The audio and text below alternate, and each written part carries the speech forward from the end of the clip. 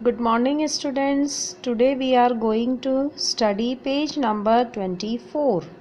Girls and boys can play together. Girls और boys साथ में खेल सकते हैं. Rama is a little girl. She is requesting her mother to go to play. Rama एक छोटी सी बच्ची है. उसने अपनी मदर से रिक्वेस्ट करी कि वो खेलना चाहती है. Let's read Rama's story. अब ये इसके अंदर रामा और उसकी मदर का कन्वर्सेशन है. Rama: mummy, I want to play ludo with Rahul, Sita and Nikita. Mummy, मैं राहुल, सीता और निकिता के साथ लूडो खेलना चाहती हूँ.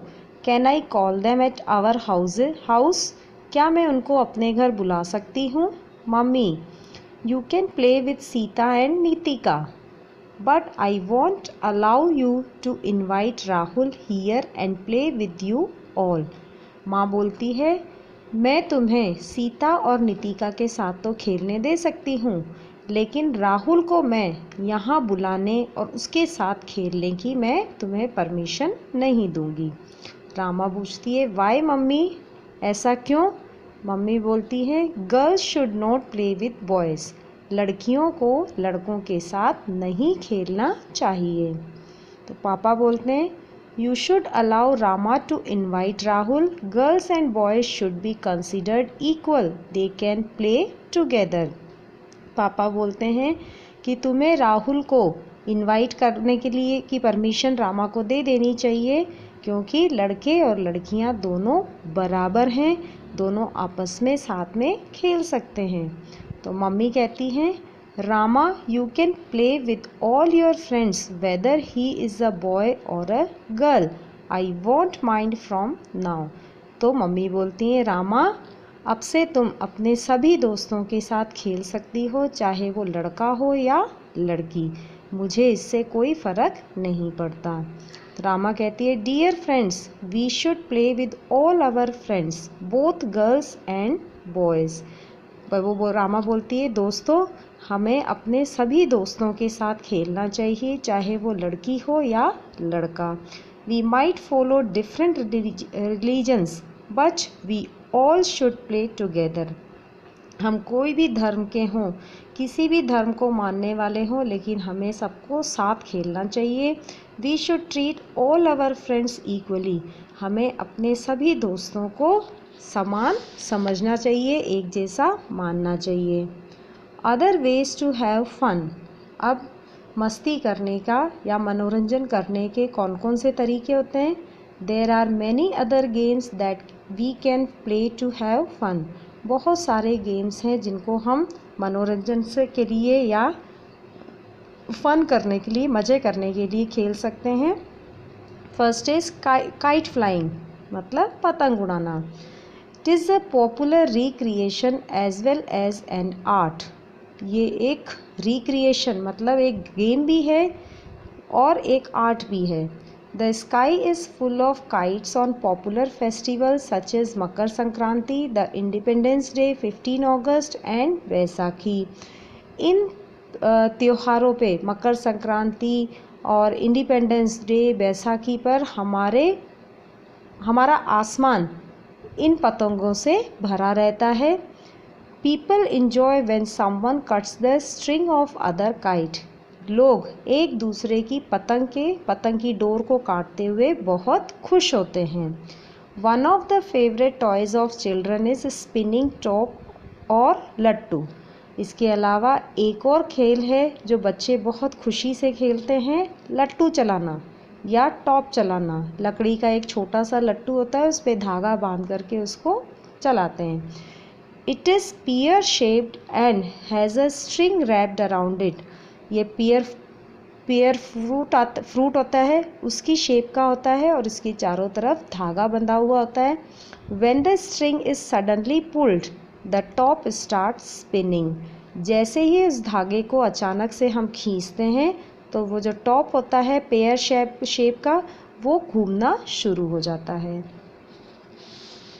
Now there are many other ways to have funds. बहुत तरीके हैं मस्ती करने के. Visiting a fair or an amusement park is the most common thing that people do. और एक कॉमन चीज़ है ये कि किसी भी फेयर में घूमने जाना या अपने आसपास के इलाके में कोई अम्यूज़मेंट पार्क में जा कर के मस्ती करना।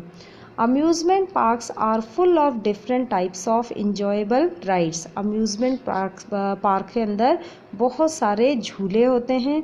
Many different types of games such as balloon bursting, ring throwing etcetera are played in fairs. इन जगहों पर बहुत सारे गेम्स होते हैं, जैसे गुब्बारे फोड़ना और रिंग को फेंकना, ये सब गेम्स यहाँ पर होते हैं। We find jugglers in the fair who keep entertaining people with their tricks। और इसके अलावा मेलों के अंदर ये रिंग थ्रोइंग, बलून बस्टिंग तो होती है, इसके अलावा जगलर्स होते हैं जो बॉटल्स को एक दो दो तीन तीन बॉटल्स को उछालते हैं और कैच कर लेते हैं, या नींबू को कैच करते हैं। ठीक है। A lot of children enjoy magic shows.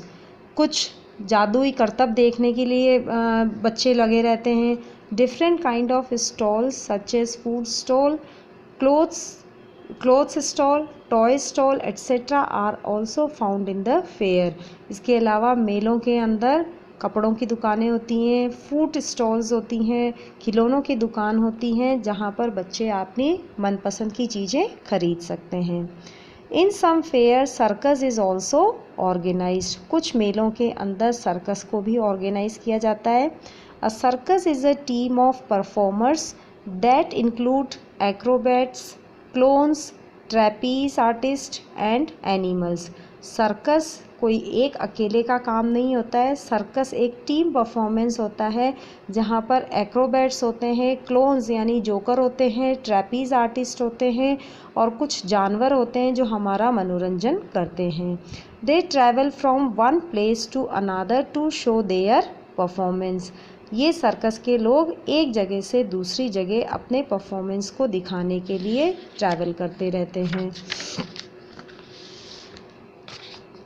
The best way of having fun with family members is to organise a picnic plan. सबसे अच्छा एक तरीका है फ़न करने का अपने परिवार के साथ एक पिकनिक ऑर्गेनाइज करना। You can take your family members, friends for a picnic and enjoy playing your favorite game at beautiful picnic spot। आप अपने रिलेटिव्स को, दोस्तों को लेकर के प्लान कर सकते हैं और एक अच्छे सुंदर एक पिकनिक स्पॉट पर जाकर के अपना मनोरंजन कर सकते हैं। विजिटिंग अ ज़ू, चिड़ियाघर देखना। It can also be a great fun. चिड़ियाघर में जाना भी बच्चों के लिए एक बहुत ही मज़ेदार है। A zoo is a place where different types of animals are protected from any danger. Zoo एक ऐसी जगह होती है जहाँ पर अलग अलग तरह के जानवरों को प्रोटेक्टेड एरिया के अंदर रखा जाता है बिना किसी खतरे के। और चिड़ियाघर के अंदर हम अलग अलग तरह के जानवरों को देख सकते हैं। ठीक है। That's all in this chapter.